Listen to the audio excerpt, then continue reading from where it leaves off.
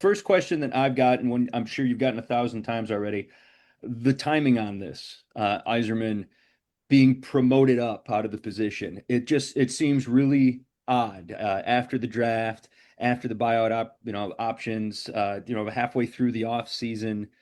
Just the timing of the whole thing seems weird. Is that anything you've gotten answers on or have any insight on?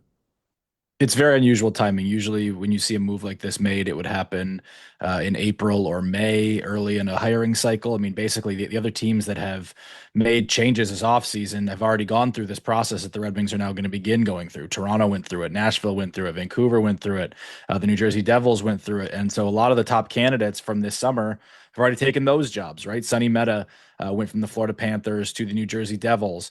Chris McFarland went from the Colorado Avalanche to the Nashville Predators.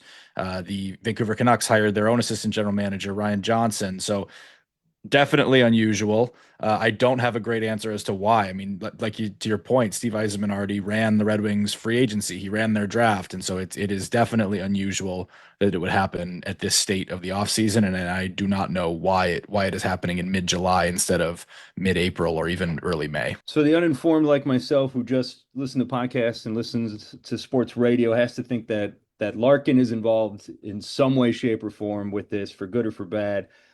You hearing anything about that? Is there a possibility he stays now that there's a change at the top, or still looking to get out of town? Too soon to say. It's really hard to separate the Larkin situation from anything in the Red Wings right now. It is kind of the at the center of the Red Wings universe is this big question around your captain and your number one center. Obviously, I think when circumstances change, there's always room for things to change, but we don't know who the next general manager is going to be. And so I think until we know who that is, and it's a little early to say whether or how things could change. I do think that there's two layers to that question, right? There's the question of could Dylan Larkin change his mind?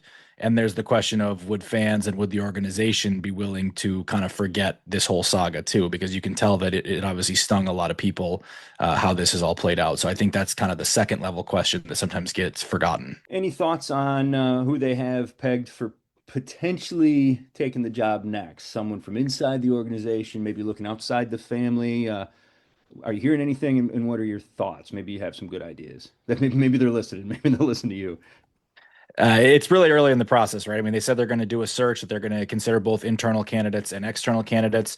They're two assistant general managers. One of them is Sean Horkoff, the general manager of the Grand Rapids Griffins, and the Griffins had an outstanding season this year.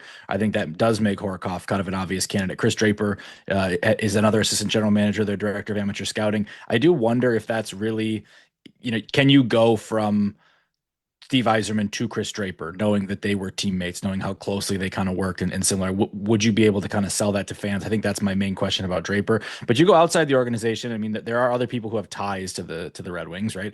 Ryan Martin was an assistant general manager for Detroit and the general manager of the Griffins for many years. He's now with the New York Rangers. I think he's been a candidate for other GM jobs around the league and could get interviews. Brendan Shanahan was the president of the Toronto Maple Leafs for a time, and even Jim Nill. I mean, this would be like a super long shot, right? But Jim Nill's one of the best general managers in the NHL with the Dallas Stars. You would have to get permission from the Dallas Stars to talk to Jim Nill, but I think it's probably worth a call given the caliber of an executive that he is, to try that. And I think you could say the same thing about some other top GMs around the league, Kevin Cheveldayoff in Winnipeg and Eric Tulsky in Carolina. You might as well call. But I think that the more common pools are going to be AGMs and kind of rising executives from other teams and maybe on other winning organizations. So you look at the Florida Panthers, kind of one of the gold standard organizations there, right? Brett Peterson is one of their assistant general managers. He is a former agent. That's a pretty in vogue thing in the NHL right now. Bill Zito and Kent Hughes, two of the top GMs in the league, both were agents prior to becoming heads of hockey operations departments.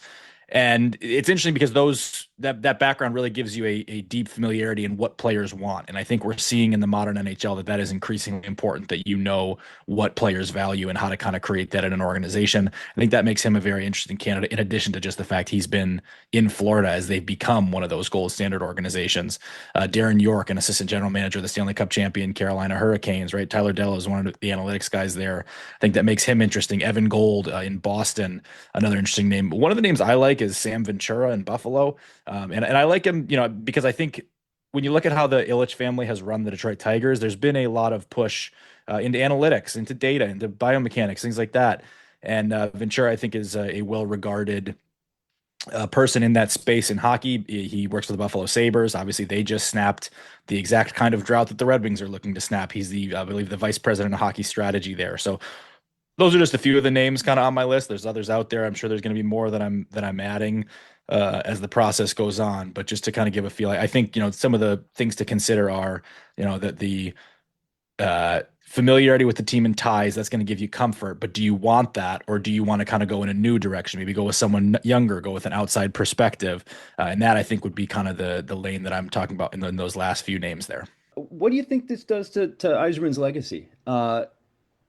You kind of have to, in my opinion, you have to separate the player and the executive at this point. You don't want to throw out everything great he's done for this team with the last 7 years. But I mean, you're more piped in than I am, so I'm wondering what your thoughts are. I think Steve Yzerman is always going to be a beloved figure in Detroit. And I think, yeah, you'll give it a little bit of time for whatever feelings exist to cool off.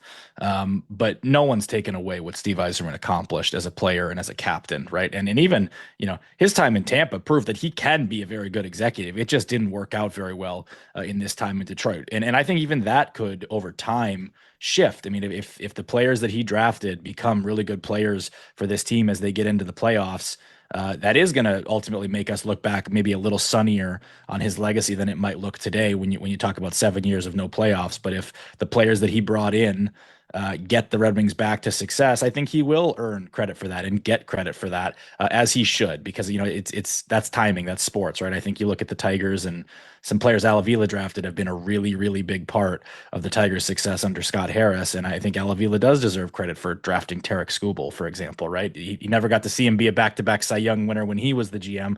That doesn't change the fact that he helped find him and bring him into the organization. So you may see some things like that, but I think the broader point is Steve Yzerman is always going to be Steve Yzerman at Detroit, and it didn't work out in this 7 year span where he was the Red Wings general manager.